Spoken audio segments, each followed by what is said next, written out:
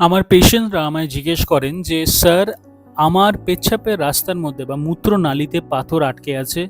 সেটা যদি আমি কিছুদিন পরে চিকিৎসা করি তাহলে কি কোনো অসুবিধা হবে?" হ্যাঁ, যদি আপনি ২ থেকে ৩ সপ্তাহ পার হয়ে যায় আর আপনি সেই পাথরের চিকিৎসা না করেন আর ওই পাথরটি পেচ্ছাপের নালীর মধ্যে বা মূত্রনালীতে রয়ে যায়, তাহলে কিন্তু সেই মূত্রনালী চিকন বা কিডনিতে ড্যামেজ হতে পারে। এই পেশেন্টটি আমার কাছে প্রথমবার এসেছিলেন জানুয়ারি মাসে। সেই সময় উনার পেটে খুব ব্যথা। তো আমরা সিটি স্ক্যান করে দেখি যে উনার বাঁদিকের মূত্রনালীতে এই পাথরটি আছে। সেই সময় উনাকে অপারেশন করতে বলা হয়। কোনো কারণে উনি অপারেশন করতে পারেননি। ১ সপ্তাহ আগে উনি আমাদের কাছে আসেন আর আমরা এই লেজার অপারেশন উনার করি।